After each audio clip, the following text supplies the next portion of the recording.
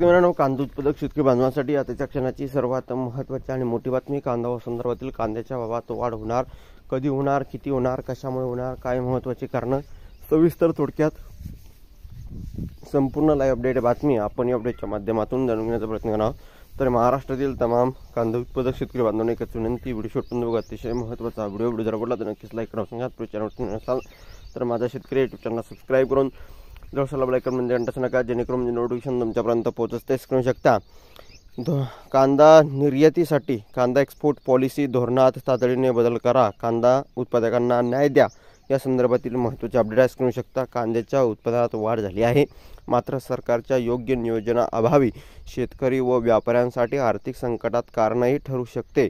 याच पार्श्वभूमीवर निर्यात धोरणात तातडीने सकारात्मक बदल करून कांदा उत्पादक शेतकऱ्यांना न्याय मिळावा अशी मागणी एकंदरीतच या ठिकाणी बघितलं तर दिंडोरचे खासदार भास्कर भगरे, नाशिकचे खासदार राजाभाऊ वाजे व धुळ्याचे खासदार शोभा बच्छाव यांनी केंद्रीय अर्थमंत्री निर्मला सीतारामन यांची भेट घेऊन केली आहे.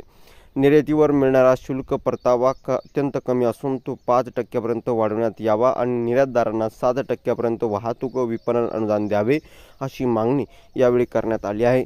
त्यामुळे निर्यात वाढ होऊन देशांतर्गत बाजारात अतिरिक्त पुरवठ्याचा ताण कमी होईल व शेतकऱ्यांना उत्पादनाचा योग्य भाव मिळण्यास मदत होईल असा मुद्दा चर्चेवेळी मांडण्यात आलेला आहे. यंदा झालेल्या चांगल्या पावसामुळे कांद्याचे उत्पादन वाढण्याची शक्यता आहे. विशेष ऑगस्टपासून दक्षिण भारतातून मोठ्या प्रमाणात कांद्याची आवक होणार आहे आणि एकंदरीतच त्यामुळे देशांतर्गत बाजारात दरात घसरण होऊ नये यासाठी केंद्र सरकारने वेळोवेळी उपाययोजना करणे आवश्यक आहे अशी आग्रही मागणी भेटीदरम्यान करण्यात आली आहे. शेतकऱ्यांचे उत्पन्न सुरक्षित ठेवण्यासाठी हे पाऊल निर्णायक ठरेल असे यावेळी नमूद करण्यात आले. अर्थमंत्री सीतारामन यांची भेट घेऊन तर वाणिज्य मंत्री पियुष गोयल यांच्याकडे पत्राद्वारे कांदा उत्पादक शेतकऱ्यांच्या अडचणी मांडण्यात आल्या. धन्यवाद.